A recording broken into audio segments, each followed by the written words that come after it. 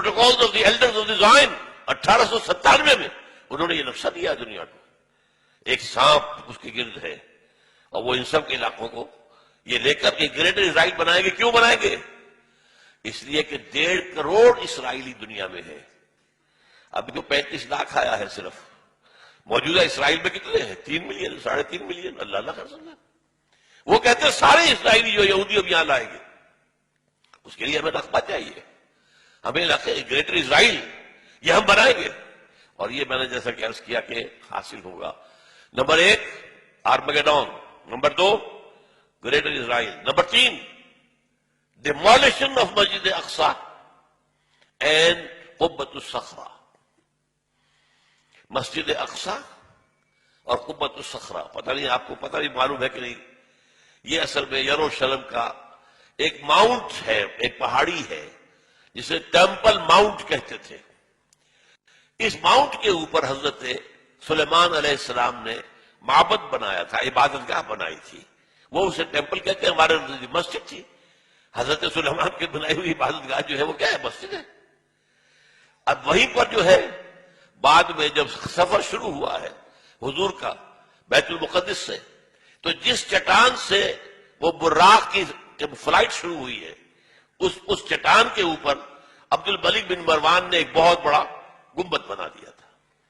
اس گنبد کے اوپر سونے کی پتری شاہ حسین نے چڑھائی ہے، جو فوت ہو گیا، جس کا بیٹا ہے شاہ حسین جو فوت ہو گئے. اور اسی وقت کہا تھا یہ یہودیوں نے یہ سونا غالباً 35 من یا 35 ٹن، یہ میں کہہ نہیں سکتا، یہ سونا ہمارے کام آئے گا جب ہم ٹیمپل بنائیں گے اپنا. تو وہ جو مسجد عمر تھی جہاں حضرت عمر نے نماز پڑھی تھی، وہاں پر مسجد اقصی ہے. اور وہ جو ہے ٹیمپل، وہ جو ہے ڈوم آف دی راک، قبۃ الصخرہ، صخرہ چٹان کو کہتے ہیں، چٹان کے اوپر ڈوم ہے. یہ ہے وہ نقشہ ہے یہ. لیکن کتنے لوگ دیکھ سکیں گے اس کو؟ اس میں دیکھیے جو بڑا ڈوم ہے وہ ادھر ہے، یہ ہے قبۃ الصخرہ. چھوٹا ڈوم ادھر ہے، یہ ہے مسجد اقصی. لیکن یہ دونوں ٹیمپل ماؤنٹ پر ہیں. انہیں اپنا 3rd ٹیمپل بنانا ہے. یوں سمجھیے یہودیوں کا خانہ کعبہ تقریباً 1900 برس سے گرا پڑا ہے. 70 عیسوی میں گرا دیا تھا ٹائٹس رومی نے. ہم نے نہیں گرایا، رومیوں نے جو بت پرست تھے انہوں نے گرایا تھا. اس وقت سے گرا پڑا. اب انہوں نے بنانا ہے. 67 میں انہیں قبضہ مل گیا. 67 سے پہلے ایسٹ یروشلم جو ہے وہ جارڈن کے پاس تھا. 67 کی جنگ میں جو ہے انہوں نے جیتا ہے، اسے واپس لیا ہے اور وہاں پر اب اسے گرانا ہے.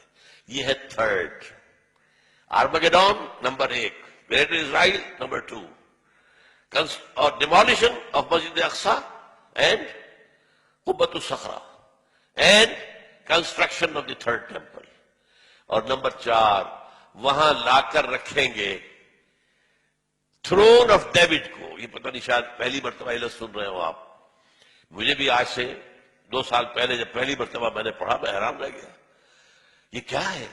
حضرت داؤد کا تخت کہیں محفوظ ہے؟ ہاں، یہ ایک پتھر تھا جس پر حضرت داؤد کو بٹھا کر تاج پوشی کی گئی ہے. اسی پر بٹھا کر حضرت سلیمان کی تاج پوشی ہوئی. پھر جو حضرت سلیمان نے یہ معبد بنا دیا وہ معبد میں رکھ دیا گیا. اس کے بعد کسی بھی اسرائیلی بادشاہ کی تاج پوشی وہیں پہ بیٹھ کر ہوئی.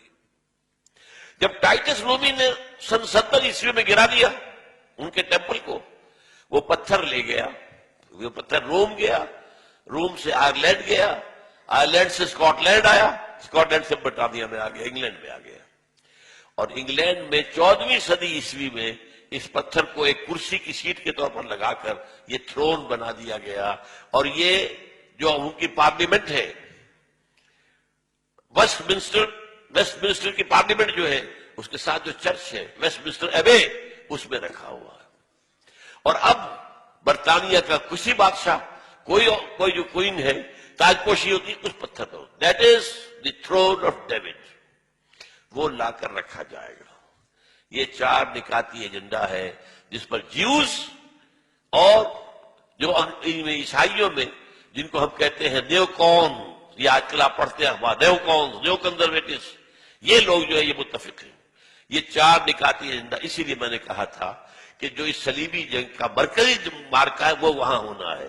لیکن وہ چاہتے ہیں کہ اس سے پہلے افغانستان اور پاکستان ان سے نمٹ لیں، اس لیے کہ جب یہ گرائیں گے، جب یہ بیت المقدس کے اندر ہماری مسجد اقصی کو گرائیں گے، اور جب یہ قوت الصغر پورے عالم اسلام کے اندر آگ لگے گی، اور یہ جو حکومتیں ہیں اوپر بیٹھی ہوئی ہیں مسلمانوں کی، یہ تو جیسے کہ بعض سرمایہ دار کارخانے دار جو ہیں، ایک تو ان کے ہاں لیبر یونین ہوتی ہے جینوئن، اور ایک ہوتی ہے پاکٹ یونین، وہ پاکٹ یونین سے ہیں تمام حکومتیں انکلوڈنگ اوور اون۔ مشرف سے بڑا پاکٹ اور کون ہوگا، اور وہ زرداری اس کا باپ نکلا ہے، دونوں ایک دوسرے سے آگے۔ اور جیسا کہ میں نے بتایا فہد کے بعد ہمیں امید تھی بہتری کی، وہاں تو فہد کا باپ آ گیا، وہ تو سب سے بڑھ کے چلا گیا، وہ تو سجدہ ریز ہو گیا امریکہ کے سامنے۔ تو اندیشہ ہے کہ اس وقت جو ہے ہو سکتا ہے پاکستان کے ایٹمک جو اثاثے ہیں وہ فنڈامنٹلسٹ کے ہاتھ میں آ جائیں، یہ حکومتیں سیلاب میں تنکوں کی طرح بہہ جائیں گی۔ یہ ہے، اس لیے میں دو باتیں آپ کو بتا دوں۔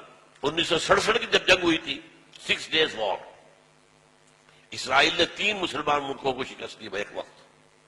مصر سے سینائی پیننسولا لے لیا، شام سے گولان ہائٹس لے لیے، اور جارڈن سے یہ پورا ویسٹ بینک لے لیا۔ اسی ویسٹ بینک کے اندر یہ حصہ تھا جس پر کہ ٹیمپل ماؤنٹ ہے، اور جس پر یہ 2 سٹرکچرز ہمارے کھڑے ہوئے مسلمانوں کے مقدس مقامات، مسجد اقصی اور نمبر 2 قبۃ الصخرہ۔ اس وقت جو ہے انہوں نے جشن منایا تھا 1967 میں، اپنی فتح کا جشن منایا پیرس میں، اور وہاں تقریر کی تھی بن گوریون نے۔